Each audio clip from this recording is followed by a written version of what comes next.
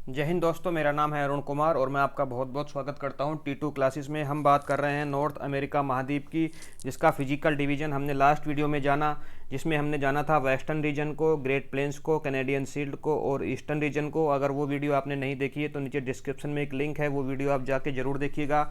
आज की वीडियो में जो हम बात करने वाले हैं उत्तरी अमेरिका महाद्वीप के प्लेटूज़ और माउंटेन्स के बारे में, जो अधिकतर आपको इस वेस्टर्न कोर्डेलरा वाले क्षेत्र में दिखाई देते हैं। कुछ प्लेटूज़ आपको इसको हडसन की जो खाड़ी है इसके आसपास के क्षेत्र में दिखाई देते हैं और ईस्टर्न हाईलैंड्स में भी कुछ प्लेटू और पर्वत आपको दिखाई देंगे। इनके बारे में ही हम डिटेल से इस वीडियो में जानेंगे। तो चलिए शुरू करते हैं आज की वीडियो। उत्तरी अमेरिका महाद्वीप के पर्वत पठार और उनसे रिलेटेड कुछ तथ्य जो एग्जाम में पूछे जाते हैं।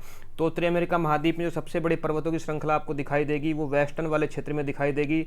इसको हम बोलते हैं वेस्टर्न कोर्डेलरा। कोर्डेलरा का मतलब क्या होता है? जब दो तीन तारों को आप लीजिए और आपस में तोड़ मड़ोड़ कर ऐंठ दीजिए, फिर आपको ये पता करना बड़ा मुश्किल हो जाएगा कि इनमें से कौन सा तार कौन सा वाला है। आप उनको सेपरेट नहीं कर पाएंगे, आइडेंटिफाई नहीं कर पाएंगे। इस तरह से जो गुत्थी नुमा स्ट्रक्चर बन जाती है उसको बोलते हैं कोर्डेलरास। इसी तरह से इस वाले क्षेत्र में जो आपको पर्वत श्रृंखलाएं दिखाई दे रही हैं, ये सारी की सारी पर्वत श्रृंखलाएं, पर्वत system, mountain range, young mountain, folded mountain, block mountain और ज्वालामुखी पर्वत जो हैं वो सारे के सारे कुछ इस तरह से एक दूसरे में घुल मिल गए हैं, गुथ गए हैं कि ये पहचानना बड़ा मुश्किल हो जाता है कि कौन सी पर्वत श्रृंखला कहाँ से शुरू होती है और कहाँ ख़त्म हो जाती है। इसलिए इस क्षेत्र को हम बोलते हैं कोर्डेलरास। आई होप आपको कोर्डेलरा का मतलब समझ में आ गया होगा।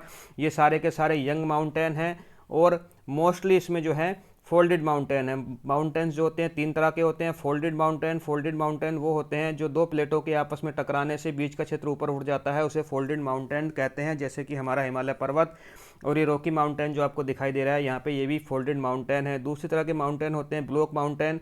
जब बीच का स्ट्रक्चर नीचे धंस जाता है तो उस बीच वाले क्षेत्र से साइड का स्ट्रक्चर ऊंचा दिखाई देता है, उसे हम फोल्डेड माउंटेन क्या कहते हैं? ब्लॉक माउंटेन कहते हैं। ब्लॉक माउंटेन जिसका उदाहरण आप मुझे कमेंट करके बताइएगा। भारत में जो नर्मदा नदी की घाटी है उसके दोनों तरफ ब्लॉक माउंटेन पाए जाते हैं। तीसरी तरह के जो माउंटेन होते हैं वो होते हैं वोल्केनिक माउंटेन, ज्वालामुखी पर्वत। ज्वालामुखी के विस्फोट होने से बीच का स्ट्रक्चर उठ जाता है, उसे हम ज्वालामुखी पर्वत कहते हैं। तो इस क्षेत्र में वेस्टर्न कोर्डेरा में जो पर्वत पाए जा रहे हैं वो फोल्डेड माउंटेन है। उसमें सियरा नेवादा जो है वो एक ज्वालामुखी पर्वतीय और ब्लॉक माउंटेन का भी एग्जाम्पल है, वो हम आगे समझेंगे। ये जो पूरी की पूरी पर्वत श्रृंखलाओं की एक रेंज है, ये रेंज कहाँ से शुरू होती है? तो देखिए, ये अलास्का वाले क्षेत्र से शुरू हो जाती है और इस स्टेट की बात करें तो ये ब्रिटिश कोलंबिया है, वहाँ से यूएस होती हुई पूरी मैक्सिको तक चली जाती है। और आगे आप जाएंगे दक्षिणी अमेरिका महाद्वीप में, ये आपको कोलंबिया देश दिखाई देगा, यहाँ तक इसका एक्सटेंशन है और कोलंबिया से ही शुरू हो जाती है एंडीज पर्वत श्रृंखला, जो कि दुनिया की सबसे लंबी पर्वत श्रृंखला है।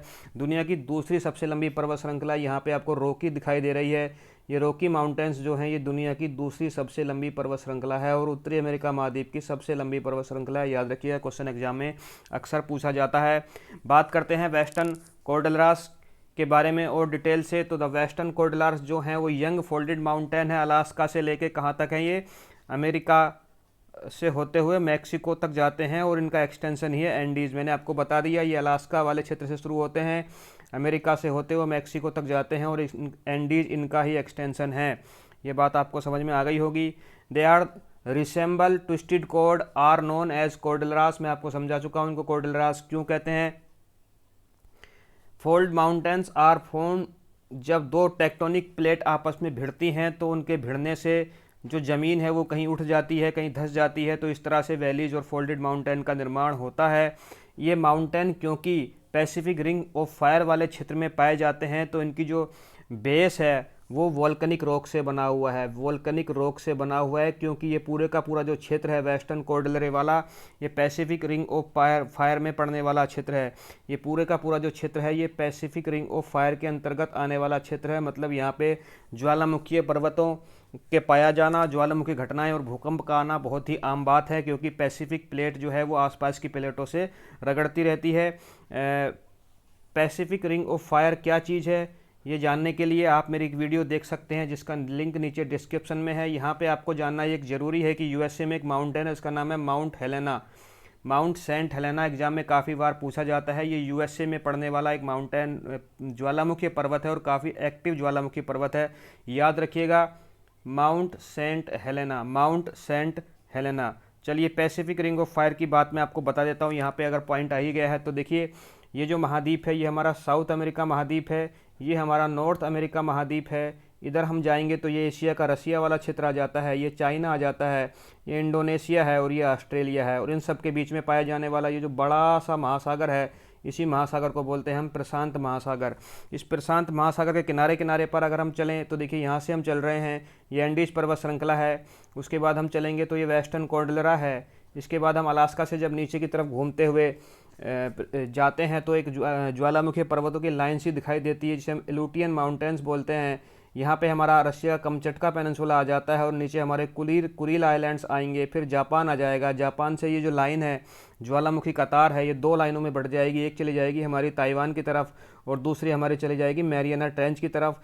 दोनों ही जाके आगे एक जगह मिल जाएंगी जिसको हम बोलते हैं फिलीपींस। यहाँ पे जो बीच वाली प्लेट आपको दिखाई दे रही है, ये फिलीपींस प्लेट है। फिलीपींस में जाके दोनों मिल जाएंगी। फिलीपींस से फिर दो हिस्सों में बढ़ जाती हैं, एक चला जाता है हमारा इंडोनेशिया की तरफ और दूसरा चला जाता है हमारा ये मेलानेशिया वाला क्षेत्र, ऑस्ट्रेलेशिया वाला क्षेत्र, जहाँ पे मैंने आपको माइक्रोनेशिया, मेलानेशिया के बारे में डिटेल से बता चुका हूँ। नीचे जाके आपको यहाँ पे मिलेगा न्यूजीलैंड।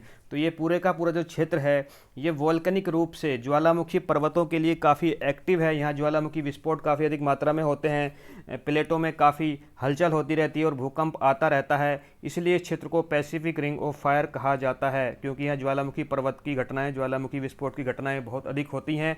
और जो हम आज का टॉपिक पढ़ रहे हैं वेस्टर्न कॉर्डलरास, वो पैसिफिक रिंग ऑफ फायर के अंतर्गत ही आने वाला क्षेत्र है। उन्हीं ज्वालामुखियों में से एक ज्वालामुखी का नाम है माउंट सेंट हेलेना, जो कि यूएसए में पड़ता है। इंपॉर्टेंट क्वेश्चन है, याद रखिएगा, मोस्ट इंपॉर्टेंट क्वेश्चन है, एग्जाम में पूछा जाता है। ये जो विष्णु कवर्ड, ये जो ऊंचे ऊंचे कॉर्डलरास हैं, काफ़ी हाइट है इनकी। इन कॉर्डलरास में सबसे ऊंचा जो पर्वत है वो माउंट मैकनली है, उसके बारे में भी मैं आपको बताऊंगा। तो जो स्नो कवर्ड क्षेत्र है ये क्या करता है, एक हवा के बैरियर के रूप में भी काम करता है।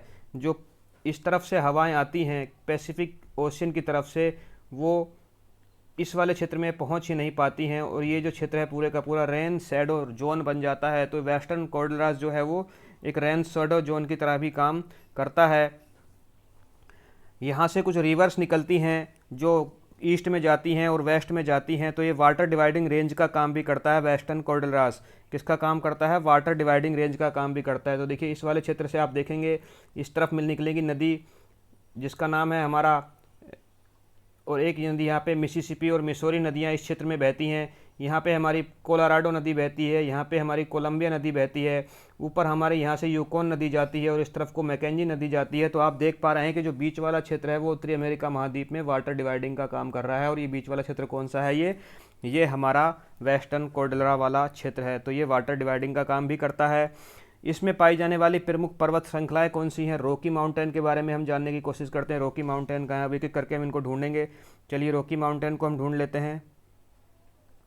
रॉकी माउंटेन कहाँ पे है, कहाँ चला गया है ये वीर मेरा स्लाइड्स। हाँ देखिए, रॉकी माउंटेन, तो बीच में जो आपको ये वाला क्षेत्र दिखाई दे रहा है ये पूरे का पूरा रॉकी माउंटेन्स है। मेरे साथ आप इसको मैप पे लोकेट कीजिएगा। रॉकी माउंटेन्स पर्वत श्रृंखला है जो कनाडा से शुरू होती है, यूएसए में है और कहाँ तक चली जाती है, मैक्सिको तक चली जाती है। ये कनाडा है, ये यूएसए है और ये जो देश है ये है मैक्सिको, ठीक है। और यहाँ पे कनाडा और यूएसए का एक लाइन है जो इनका बॉर्डर बनाती है। लाइन का नाम है 49 डिग्री उत्तरी अक्षांश। ये सब चीज़ें मैं आपको बता चुका हूँ। तो 3 देशों में ये पर्वत श्रृंखला फैली हुई है, नाम है रॉकी माउंटेन्स। दुनिया की दूसरी सबसे लंबी पर्वत श्रृंखला है। दूसरे के बारे में हम जानते हैं, अलास्का रेंज कहाँ पे है और ब्रुक्स रेंज कहाँ पे है। ब्रुक्स का नाम भी आपको यहाँ पे दिखाई देगा। तो चलिए अलास्का और ब्रुक्स के बारे में जानते हैं। ये मैकेंजी नदी बह रही है। मैकेंजी नदी के उत्तर में आपको मिलेगी ब्रुक्स रेंज और दक्षिण में आपको मिलेगी अलास्का रेंज। अलास्का रेंज में ही उत्तरी अमेरिका महाद्वीप की सबसे ऊंची पर्वत चोटी पाई जाती है जिसका नाम है माउंट मैकनले। हम आगे वीडियो में जानेंगे।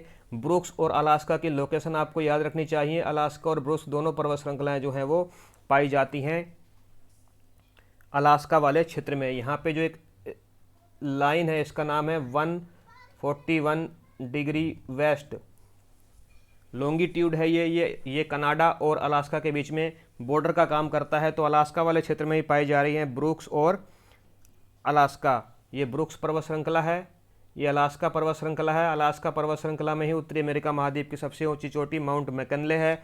अलास्का और ब्रुक्स के बीच में, यहाँ पे बीच में नहीं बोलेंगे, इसको हम कनाडा वाले क्षेत्र में ही पड़ेगी। नाम है माउंट मैकनले, माउंट मैकनले पर्वत श्रृंखला, या मैकेंजी, मैकेंजी नहीं, मैकेंजी पर्वत श्रृंखला है, क्योंकि यहाँ पे एक नदी बह रही है जिसका नाम है मैकेंजी, उसी के नाम पे इसका नाम पड़ा है मैकेंजी पर्वत श्रृंखला।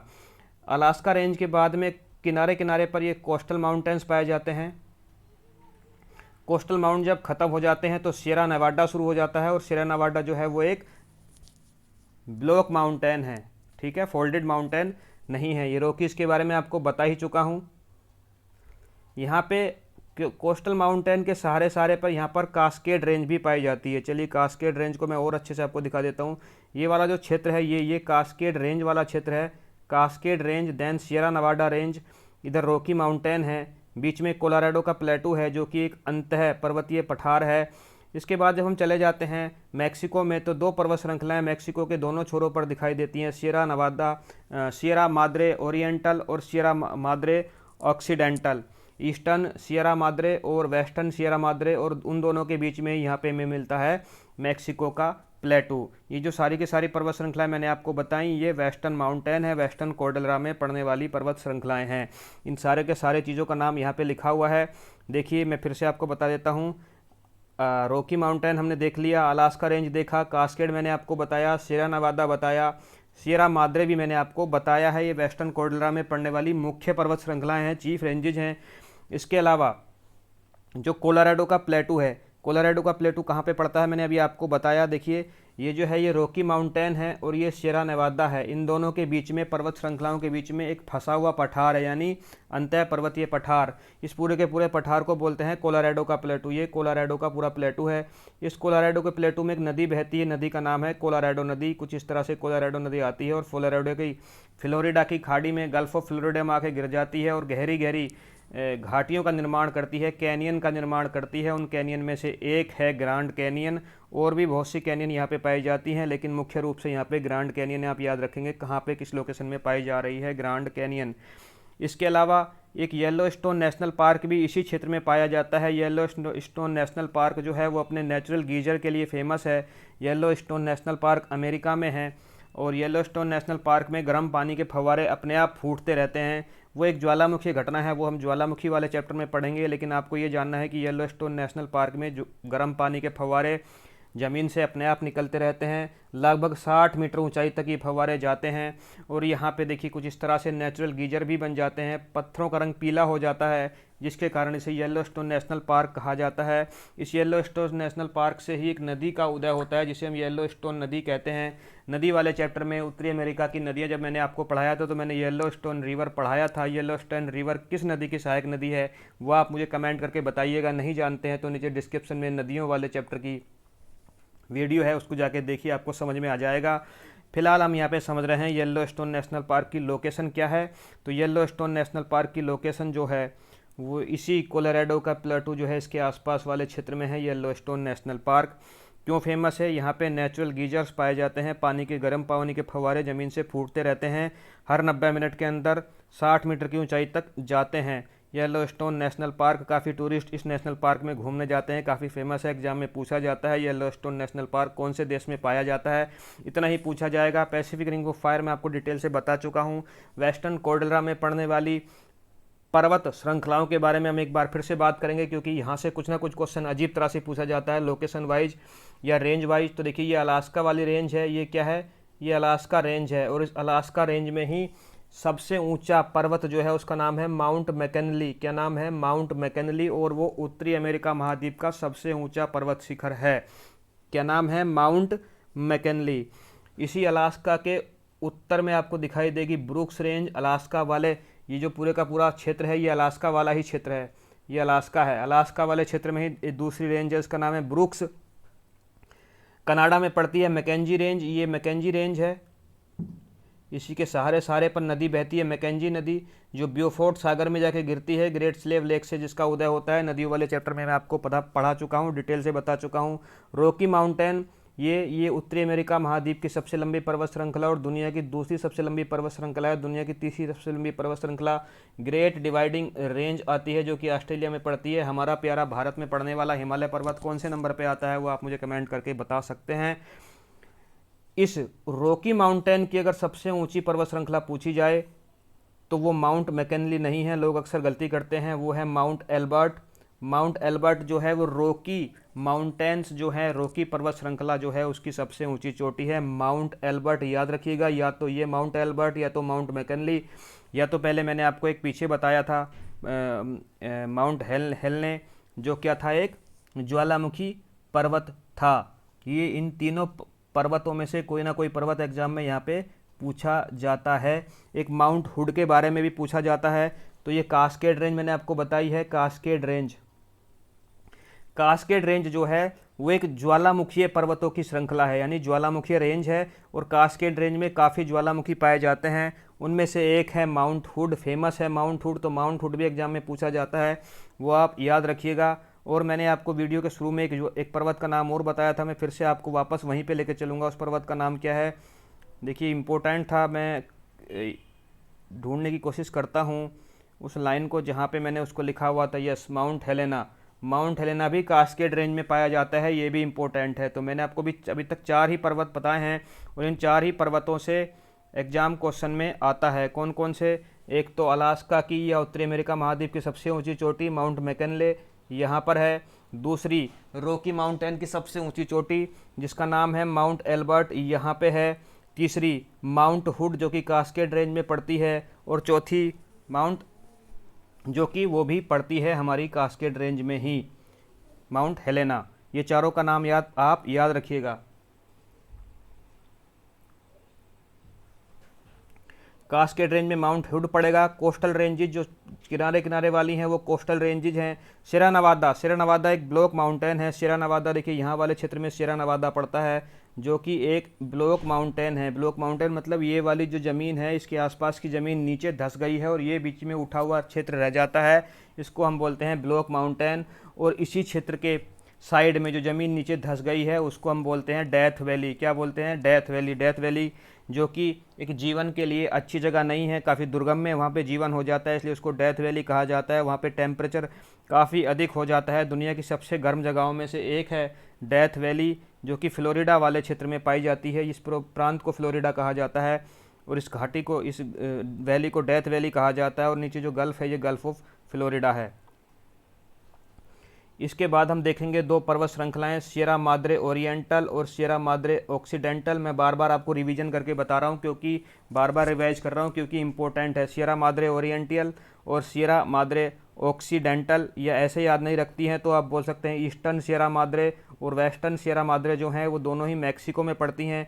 और इन दोनों के बीच में यहाँ पे एक पठार पाया जाता है जिसे हम बोलते हैं मैक्सिको का पठार। और इस मैक्सिको के पठार में ही एक खान पाई जाती है जिसे हम बोलते हैं चिहुआहुआ की खान, जो कि चांदी की दुनिया की सबसे बड़ी और विश्व प्रसिद्ध खान है। चिहुआहुआ मैक्सिको में, मैक्सिको के पठार के अंदर पाई जाने वाली ये खान है चिहुआहुआ।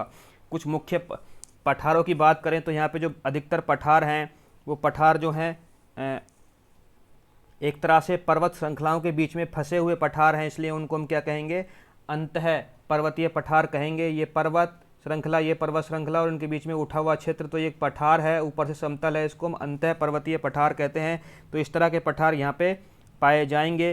कोलोराडो का प्लेटू कहाँ पे है मैंने आपको बता दिया, इधर रॉकी माउंटेन।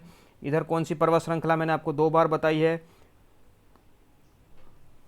यह है हमारी Sierra Madre, not Sierra Madre, this is Sierra Nevada. Sierra Madre जो है यहाँ पे है।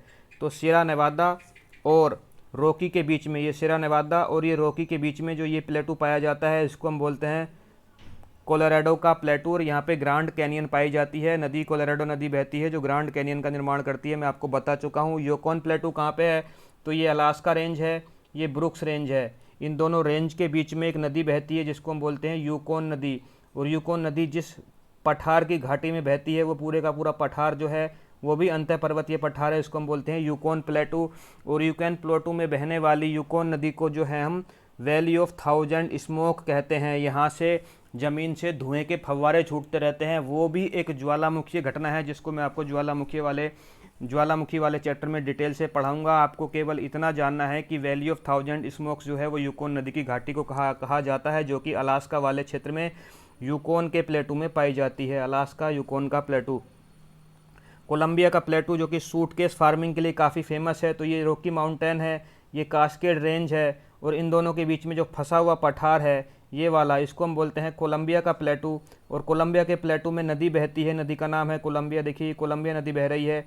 तो कोलंबिया नदी के आसपास के क्षेत्र में रॉकी माउंटेन और कास्केड के बीच में जो प्लेटू है, उसी प्लेटू को हम बोलते हैं कोलंबिया का प्लेटू, जो कि बड़ा फेमस है सूटकेस फार्मिंग के लिए। जैसे झूम खेती भारत के अरुणाचल प्रदेश वाले क्षेत्र में होती है, इसी तरह से यहाँ पे सूटकेस फार्मिंग करी जाती है। मैक्सिको का प्लेटू कहाँ है? मैक्सिको का प्लेटू मैं आपको कई बार बता चुका हूँ। मैक्सिको देश के अंदर सियरा माद्रे ओरिएंटल और सियरा माद्रे ऑक्सीडेंटल के बीच वाला जो क्षेत्र है वो मैक्सिको का प्लेटू है। नाम से ही पता चल रहा है मैक्सिको में होगा। और यहाँ पे ची हुआ नाम की खान पाई जाती है।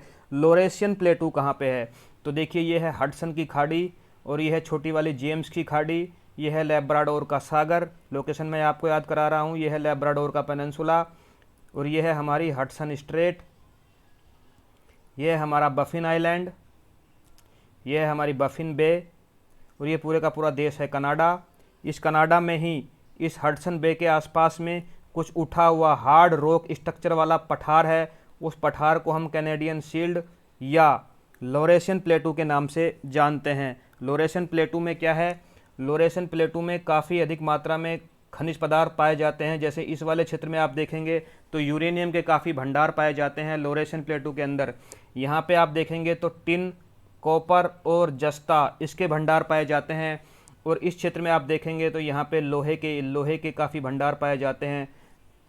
यहाँ पे एक विश्व प्रसिद्ध कॉपर की और जस्ते की खान भी है इसी लेक के किनारे। जो ग्रेट लेक्स हैं उस खान का नाम क्या है आप मुझे कमेंट करके बताइए। उस खान के बारे में मैं आपको पढ़ा चुका हूँ ग्रेट लेक्स वाले चैप्टर में, जो कि कॉपर की और जस्ते की विश्व प्रसिद्ध खान है।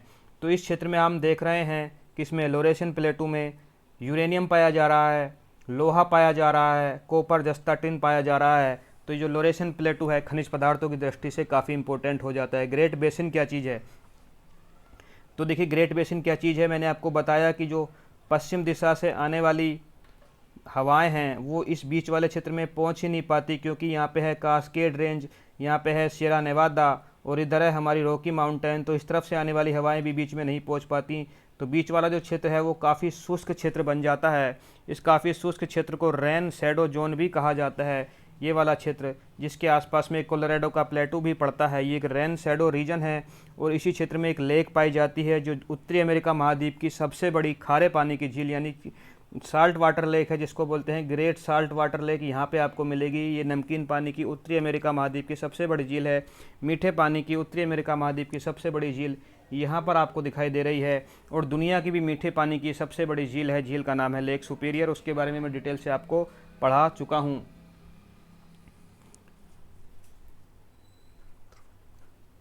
चलिए आगे चलते हैं। इसी क्षेत्र में पाई जाती है डेथ वैली, और इसी क्षेत्र में पाया जाता है किसमें? ग्रेट बेसिन वाले क्षेत्र में सबसे निचला पॉइंट जिसका हाइट है -86 मीटर। क्योंकि मैंने आपको बताया था यहाँ पे जो पर्वत श्रृंखला मिल रही है सियरा नेवादा, वो एक ब्लॉक माउंटेन है, यानी वो साइड वाली ज़मीन ऊंची इसलिए दिखाई दे रही है क्योंकि बीच में से ज़मीन नीचे धंस गई है। तो इसी क्षेत्र में आपको लोएस्ट पॉइंट दिखाई दे रहा है -86 मीटर, जो कि उत्तरी अमेरिका महाद्वीप का सबसे लोएस्ट पॉइंट है, ग्रेट बेसिन में पड़ता है। यहाँ पे जो डेथ वैली पड़ती है उस डेथ वैली के बारे में जानने की कोशिश करते हैं। तो देखिए ये सियरा नेवादा पर्वत श्रृंखला है। नीचे की तरफ आप जाएंगे तो यहाँ आपको कैलिफोर्निया की खाड़ी मिलेगी। ये जो स्टेट है इस पूरे राज्य का नाम ही है कैलिफोर्निया। और इसी क्षेत्र में जो ये पड़ने वाली धसी हुई ज़मीन है जो नीचे धंस गई है, इसे बोलते हैं हम डेथ वैली। इस तरफ है सियरा नेवादा ब्लॉक माउंटेन। तो डेथ वैली जो है, डेथ वैली जो प्लेस ऑफ एक्सट्रीम्स, यहाँ पे जो है जीवन काफ़ी एक्सट्रीम है। यहाँ पे बहुत अधिक गर्मी पड़ती है, रिकॉर्ड ब्रेकिंग हीट है, बारिश होती नहीं है। और दुनिया का कम बारिश होने वाले क्षेत्रों में जितने भी क्षेत्र हैं उनमें एक क्षेत्र डेथ वैली भी है। बहुत ही हार्श एनवायरनमेंट है यहाँ पे। दुनिया के सबसे गर्म क्षेत्रों में से ये क्षेत्र भी है, इंक्लूडिंग सहारा डेजर्ट जो पड़ते हैं मिडिल ईस्ट में। जितनी गर्मी वहाँ पे है उतनी गर्मी है डेथ वैली वाले क्षेत्र में भी पाई जाती है। और यहाँ पे क्या है कि उत्तरी अमेरिका महाद्वीप का सबसे लोएस्ट पॉइंट -86 मीटर भी इसी डेथ वैली में स्थित है। और यहाँ पे एक नेशनल पार्क भी है जिसे हम डेथ वैली नेशनल पार्क कहते हैं। डेथ वैली के बारे में इतना ही जानना है कि डेथ वैली जो है वो कैलिफोर्निया प्रांत में उत्तरी अमेरिका महाद्वीप में पड़ती है। इससे ज़्यादा आपको कोई नहीं पूछेगा। डेथ वैली इसलिए कहते हैं क्योंकि जो है इस क्षेत्र में जीवन काफ़ी मुश्किल है। लोरेशियन का प्लेटू मैं आपको बता चुका हूँ, ये हडसन की खाड़ी है, जेम्स की खाड़ी है, ये मैं आपको अभी ऑलरेडी इस वीडियो में पीछे बता चुका हूँ। लोरेशियन प्लेटू एक पर्वत श्रृंखला और आपको यहाँ पे मिलेगी, अपलेशियन माउंटेन। चलिए अपलेशियन माउंटेन्स कहाँ हैं यहाँ पे जानने की कोशिश करते हैं। अब हम चलते हैं पश्चिमी क्षेत्र से पूर्व की ओर। तो पूर्व वाले क्षेत्र में आपको यहाँ पे एक पर्वत श्रृंखला दिखाई देगी। हालांकि ये भी एक फोल्डेड माउंटेन ही है लेकिन काफ़ी पुराना माउंटेन है। जैसे कि भारत में अरावली पर्वत श्रृंखला है राजस्थान में, उसकी हाइट ज़्यादा नहीं है लेकिन वो काफ़ी पुराना है। तो इसकी एवरेज हाइट जो है वो 2000 मीटर ही है, इसकी हाइट इतनी ज़्यादा नहीं है। लेकिन इस पर्वत श्रृंखला का जो ढाल है वो अटलांटिक ओशन की तरफ काफ़ी स्टीप है, खड़ा ढाल है। खड़ा ढाल होने के कारण क्या है, यहाँ पे झरने बहुत अधिक मात्रा में पाए जाते हैं, पानी तेज़ी से नीचे उतरता है। तो जल विद्युत उद्योग यहाँ पे काफ़ी फला फूला है। बहुत सारी बिजली का उत्पादन इस अपलेशियन माउंटेन वाले क्षेत्र में किया जाता है। इस अपलेशियन माउंटेन क्षेत्र में कोयले के काफ़ी भंडार पाए जाते हैं। इसी अपलेशियन माउंटेन के क्षेत्र की जो घाटियां हैं, इन घाटियों में नेचुरल गैस और ऑयल के भंडार पाए जाते हैं। अपलेशियन माउंटेन्स किस चीज़ के लिए फेमस है? कोयले के लिए फेमस है। किसके लिए फेमस है? जल विद्युत परियोजनाओं के लिए फेमस है। ऊंचाई ज़्यादा नहीं है, ये भी फोल्डेड माउंटेन है लेकिन पुराने हैं। 2000 मीटर इनकी एवरेज हाइट है। स्लोप ज़्यादा है अटलांटिक ओशन की तरफ, जिसके कारण यहाँ पे जो है छोटी छोटी स्ट्रीम और वाटरफॉल काफ़ी अधिक मात्रा में पाए जाते हैं, जिसके कारण यहाँ पे जल विद्युत उद्योग काफ़ी पनपा फूला है। आई होप आपको ये वीडियो पसंद आई है। अगर पसंद आई है तो प्लीज़ मेरे चैनल को आप शेयर कीजिए, लाइक कीजिए मेरी वीडियो को। अगर अभी तक आपने मेरे चैनल को सब्सक्राइब नहीं किया है तो प्लीज़ सब्सक्राइब ज़रूर कीजिएगा। इस वीडियो में अंत तक बने रहने के लिए आपका बहुत बहुत धन्यवाद।